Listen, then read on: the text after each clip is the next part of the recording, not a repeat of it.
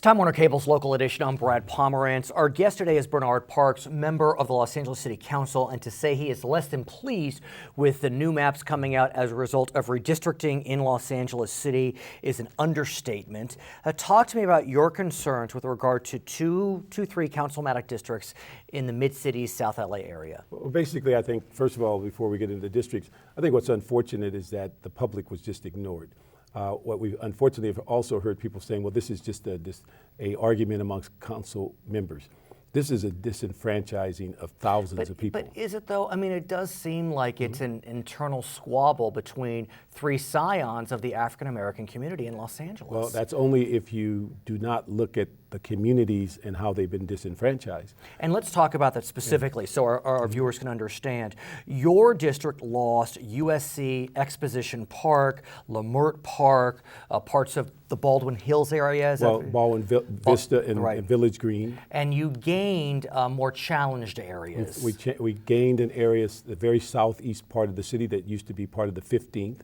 That's very close to Watts, that has little development nor economic opportunities. And so we lost 30% of our district.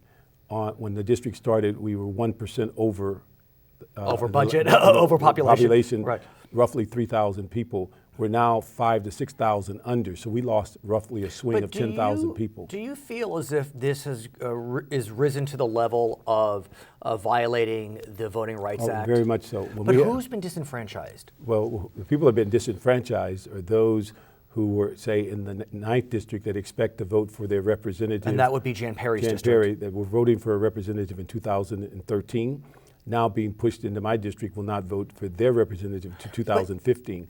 The other disenfranchising is when you have documented evidence where people were moved from district to district solely on the color of their skin. Well, that clearly could be a problem. I mean, the first issue, I mean, that happens every 10 years. So as a former lawyer, I don't know. But how do you know that? I mean, well, we have a document that was written by a commissioner from the 10th district that specifically stated that we're going to take the black vote out of the 8th district to put it in the 10th district so the incumbent 10th district, which is Herb Wesson, would have a better chance of longevity in his district, and they were going to divest themselves of the diversity, which in this instance was black and Latino voters. But if you think about the 8th district, yours, Jan Perry's, the 9th, Herb Wesson, the 10th, I mean, these are rich, I don't mean money-wise, but rich, diverse communities before and after. Well, not really. When you think about it, although we've been fortunate as a community, for the African-American community, that those three districts have been represented by black elected officials since the 60s. The 9th and the 10th were always what we call coalition districts. You couldn't get voted in there unless you had a representation of Latinos, Caucasians. Right. But could one argue if anyone's been disenfranchised, it is the Latino community and not so much the African-American community or the Caucasian community? No, I think, well, it depends. If you look in the Valley, you can make that argument that Latino communities split up in order to keep the Caucasian communities whole. If you look at what happened in the 9th district, Jan Perry, the commissioner actually said, I'm going to take the black vote out of the 9th district so I can ensure. But that's one commissioner. But the whole commission voted on it, and he said it on the record.